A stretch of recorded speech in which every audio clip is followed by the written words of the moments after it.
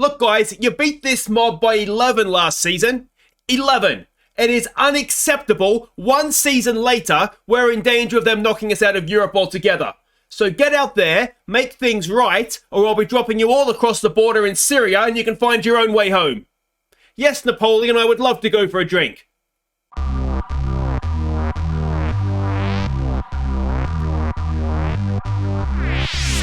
Hey guys, I'm Aussie Villain and welcome to Season 15, Episode 8 here at H&W Welders as we look to win the Champions League with our Northern Irish club. And today, well, it is European football on the line. We have a 3-3 draw at home to take with us to Turkey, which is obviously not great in terms of away goals. So we have to win in Turkey to go through, more or less, or draw 4-4.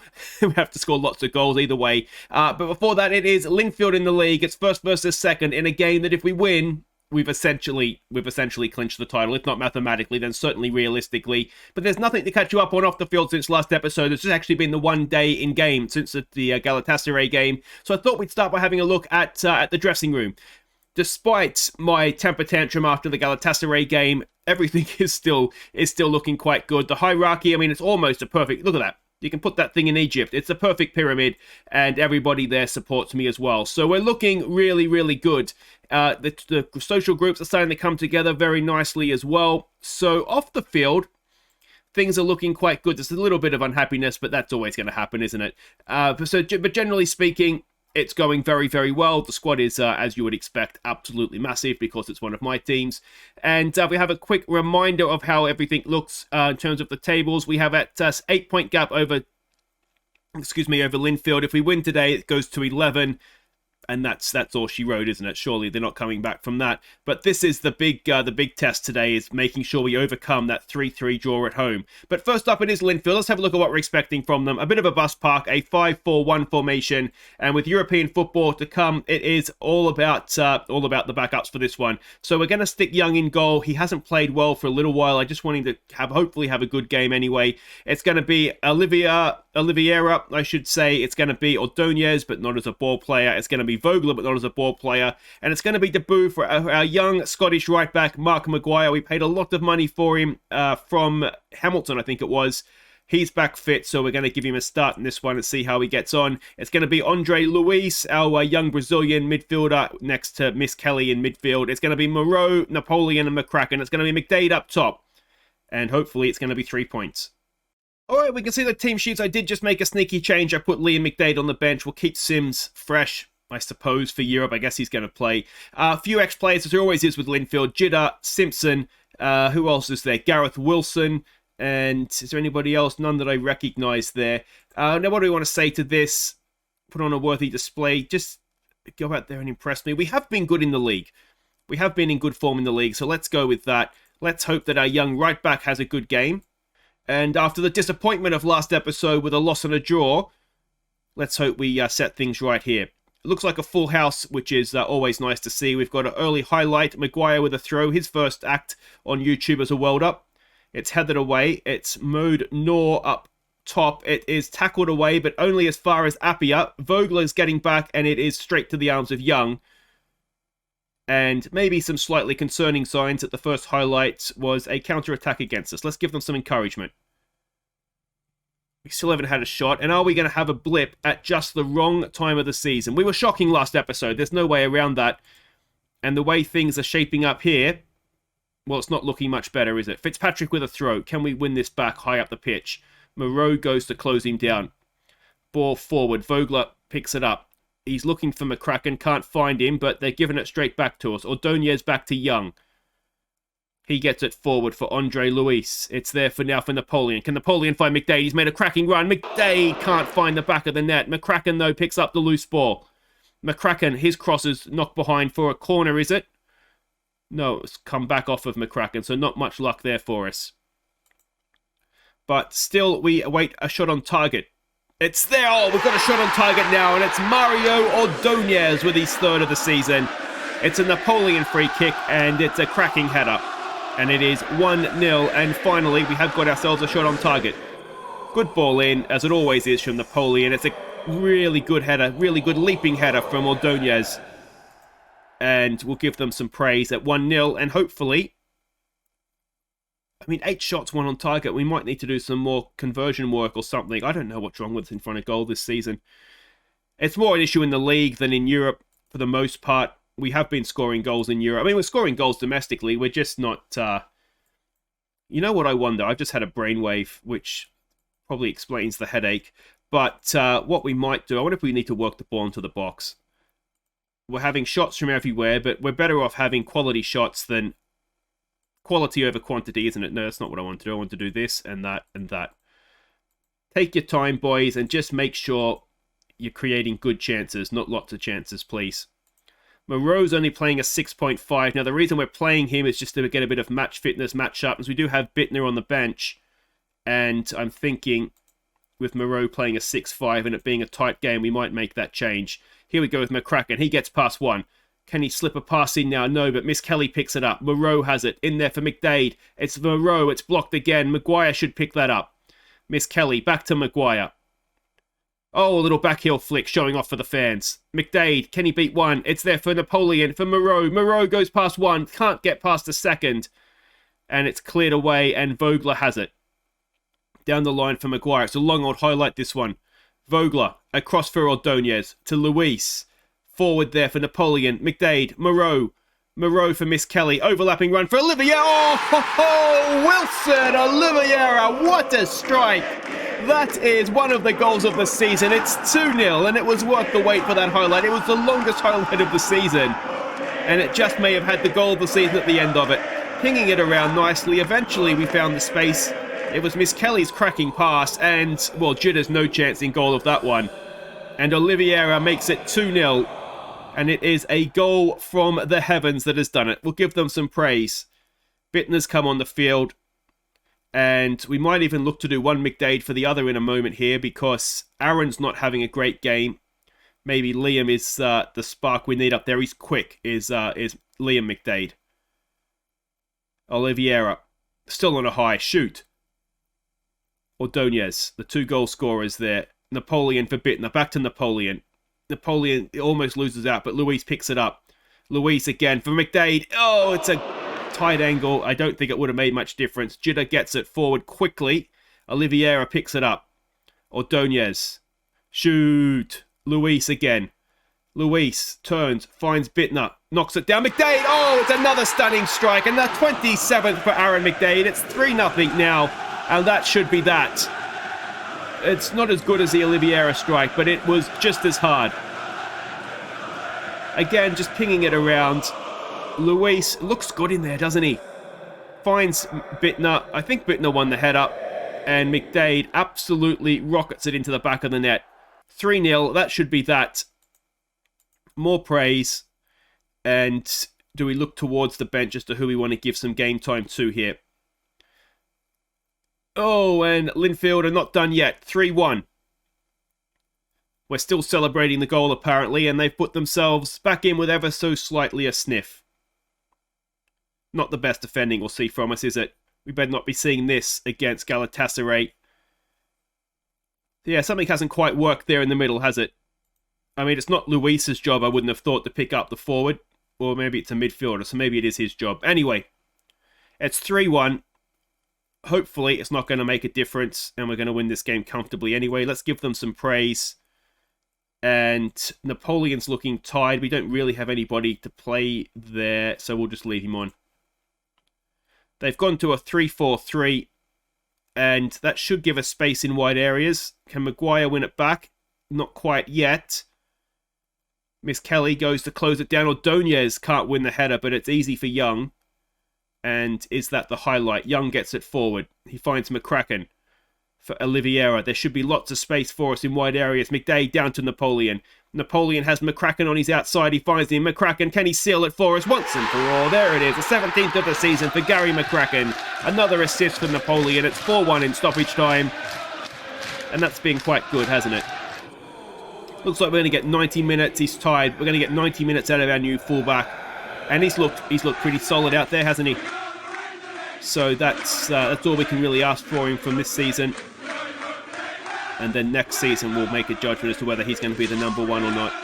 But 4-1, that's league title essentially done and dusted. And we can turn our attention fully back to Europe now. And, well, let's say don't get complacent ahead of the next one. So there we go, we can see all the other scores. Larne have dropped more points, but it's insignificant because we've won and it doesn't matter what anybody else does. Look at that goal difference. And the news we all wanted to see, Armstrong is back fit ahead of the Galatasaray game. So that's excellent news. And what have we got there? We've got Oliveira. I mean, what a strike it was. Let's not praise him for in front of goal, though. Let's praise him for his passing. And is there anything else here? Maguire makes his debut. And that is all just about that. 12-game run ends for Linfield. That's a shame. Guys, wait right there. It is European season on the line next, and we have to win in Turkey.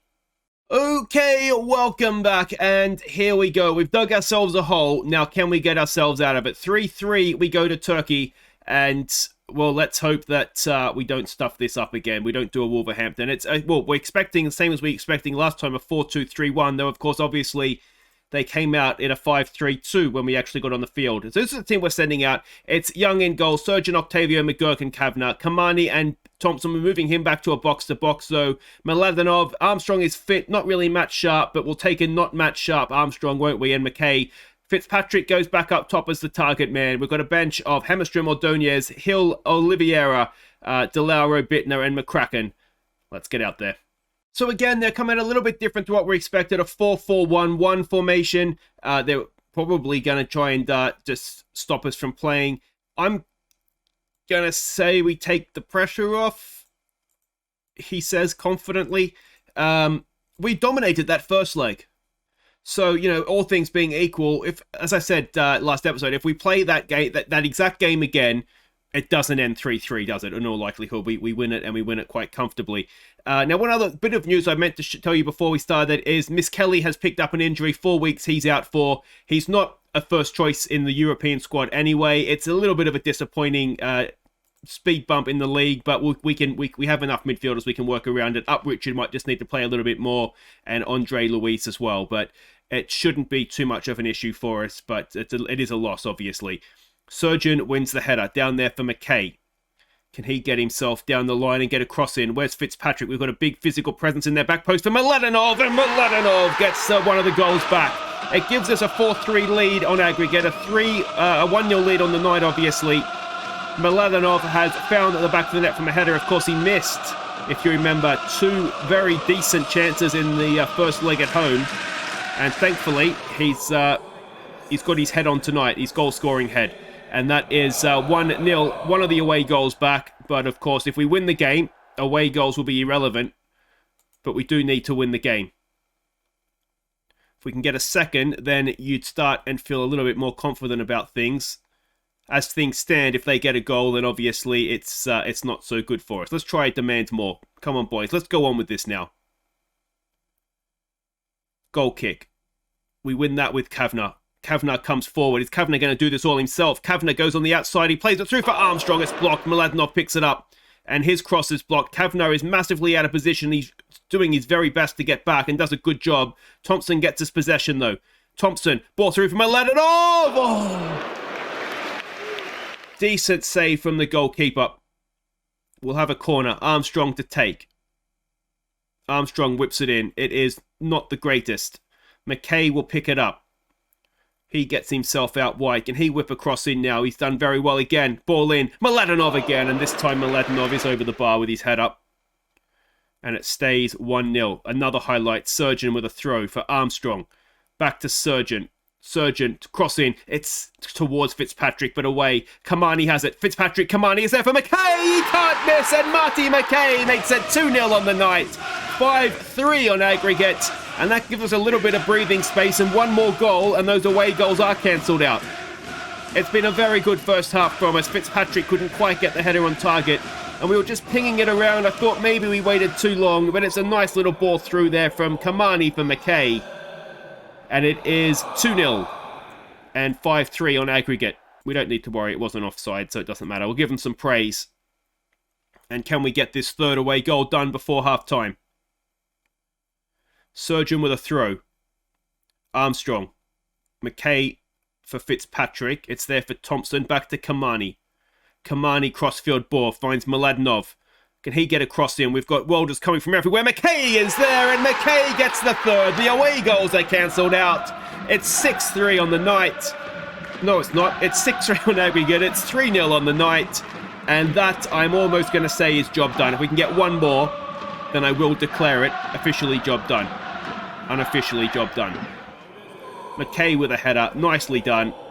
And well, now I start thinking about players on bookings. Both our centre-backs are a booking away from a suspension. Ordonez is a very capable centre-back. And I'm wondering if Ordonez for McGurk is something we want to seriously consider here at half-time. We don't want to get complacent. But I do think I want to take off McGurk and bring on Ordonez. Now, Ordonez is left-footed. Octavio is either foot, right? Yes, so we'll switch them around. This is just what you want to do, right? When you're winning a game like this, is just stuff things around defensively. It's what all the big name managers do. But that just make sure we have McGurk for the first leg of the next tie. Let's give them some praise, assuming we get through, obviously. But we dominated the first leg, and we've seen nothing from them in this leg that suggests that A, they're going to score 3 goals, and B, they're not going to concede another one. Ball in. Mladenov is there, and this time the goalkeeper finds it and makes the save. Another sub we could look to make with Armstrong coming back from injury.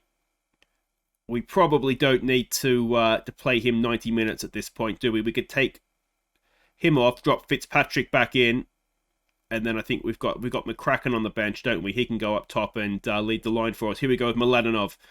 Mladenov to Armstrong, to Fitzpatrick, back to Mladenov. He's in. Mladenov! Too good. 4th goal of the game. Away goals are now in our favour. And it's been much, much better in the second leg. We were just teasing you in that first game. We wanted to make it interesting, get the viewership numbers for this one. And, well, there we go. Mladenov. It wasn't the greatest. I think it might have been intercepted there. But Fitzpatrick and Armstrong rescued it. And Mladenov found the back of the net.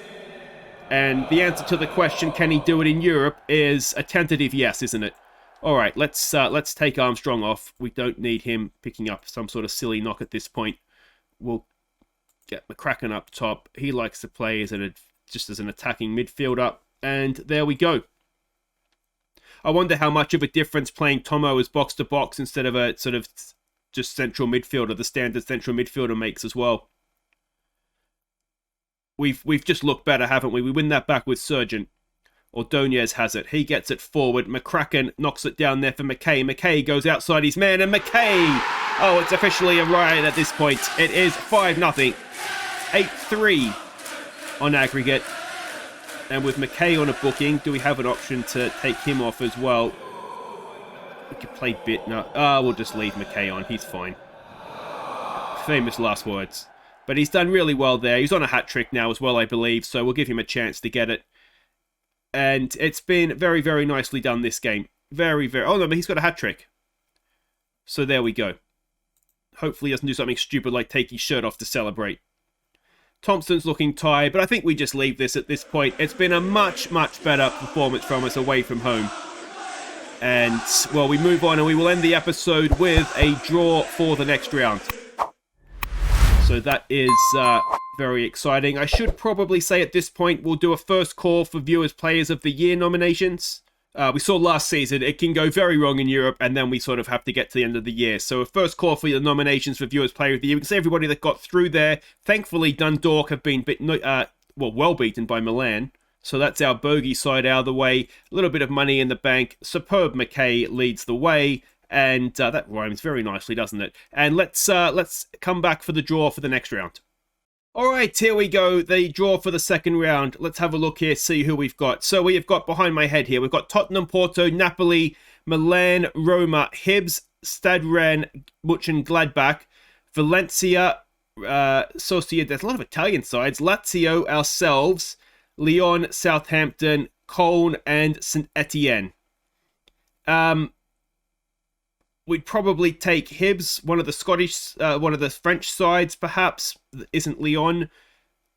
Yeah, there's some decent teams, aren't there? So let's see who we get here.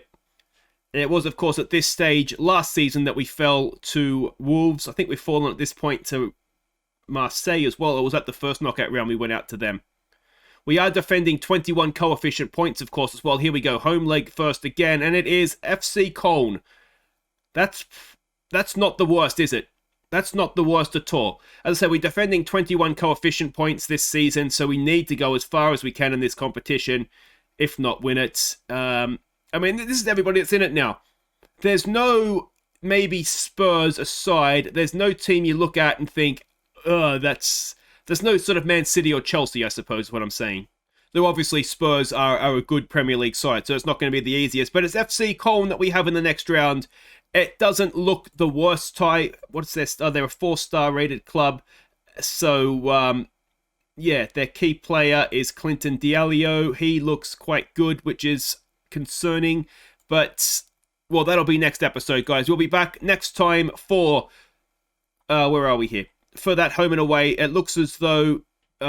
is there going to be a split? That looks like it's not quite sorted itself out yet. But anyway, it'll be home and away against FC Köln. Europa League second knockout round. See if we can make the last 8. And of course, as I say, don't forget, first call for your Viewers Player of the Year nominees. And I'll see you next time as we do, in the end, we make it to Europe quite comfortably, don't we? I'll see you for Köln.